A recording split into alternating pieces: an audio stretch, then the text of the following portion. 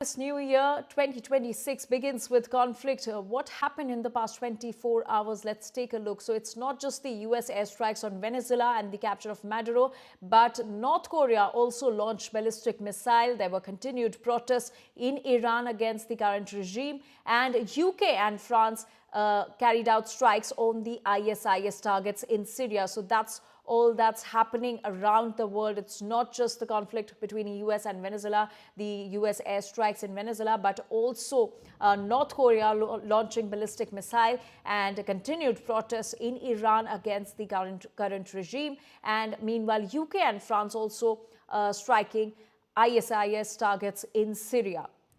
India Today Global's Pranay Upadhyay is now joining us with more details on this. Pranay, a lot has been happening across the world. It's not just the US strikes on Venezuela, but North Korea has also launched ballistic missile, and UK and France, in fact, have also carried out strikes on ISIS targets in Syria. Give us more details on this.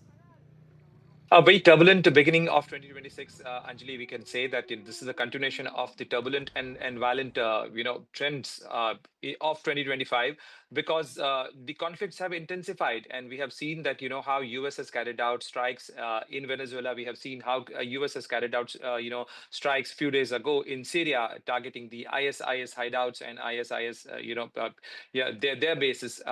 And now UK and France have carried out a joint operation, and they have hit the ISIS bases there in Syria. So in Syria, Mahmoud al-Shara may be heading the government there. He may be holding the fort there in Syria, but completely there are foreign powers which are active in Syria, and they are hitting out at the ISIS, be it Israel, be it United States, and now the France and United Kingdom has carried out this operation. And besides that, the pictures we are showing of Kim Jong-un, overviewing the military preparations in Pyongyang and other parts of North Korea.